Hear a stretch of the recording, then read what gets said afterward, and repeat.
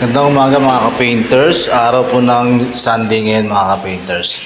It's a Palm Sunday. Araw po ngayon ng mga palaspas mga ka-painters. Bukas po unang araw ng mga araw mga ka-painters. Ngayon po mga painters yung gagawin natin.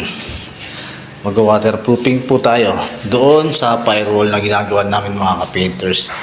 Ito po yung gagamitin natin ulit na pang waterproofing, itong Mondo Flexitite mga ka-painters. Kaya the best po talaga itong gamitin. Kaya ano pang hinihintay natin mga ka-painters?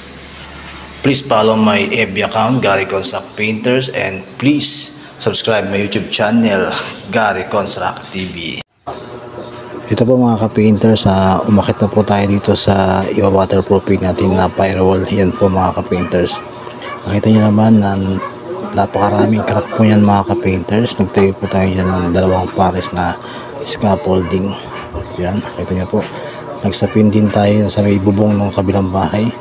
Buti na lang po, mabait yung may-ari ng kabilang bahay. Pinayagan po tayong tumungtong sa bubong nila. Shout out po pala sa kapitbahay dito sa ginagawa namin. Napakabait nyo po mga talaga po. Isa po talaga kayong mabait na kapitbahay. Maraming salamat po. Yan, medyo malaki po yung waterproofing natin mga ka-painters. Ito po mga ka-painters, magsisimula na po tayo. Ingat-ingat lang kasi medyo malambot yung bubong na inaapakan natin. Baka mag-repair pa tayo na malaki kapag bara-bara yung paggalaw-galaw natin dito sa taas ng bubong mga ka-painters. Ito po, nag-umpisa na po tayong mag-apply ng Flexitite dito sa firewall mga ka-painters. Bali sa isang galon mga ka-painters, hinuluan ko po yan ng 5 to 6 kilos na semento mga ka-painters para talagang matibay po siya at kapit na kapit dito sa firewall na mag-a-apply natin. Pero bago tayo mag-apply ng Flexitite mga ka-painters, nalinis na po natin itong firewall na to mga ka-painters. Tanggal na natin yung mga taytayng semento, talagang mga lumot. Tanggal natin yan mga ka-painters bago tayo mag-apply ng ating waterproofing na Flexitite.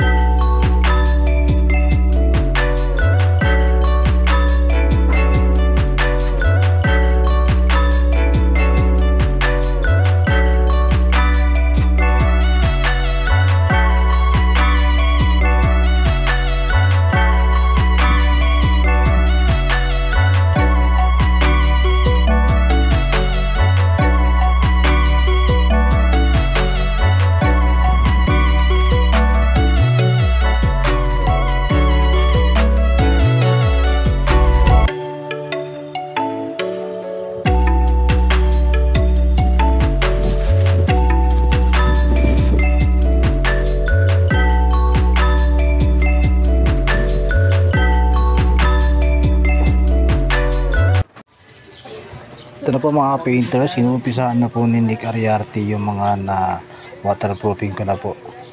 Inuumpisahan niya na pong magpintura ng flat latex. Syempre, ang ginamit po natin dyan mga ka-painters, yung Davis Pondo para makatawan.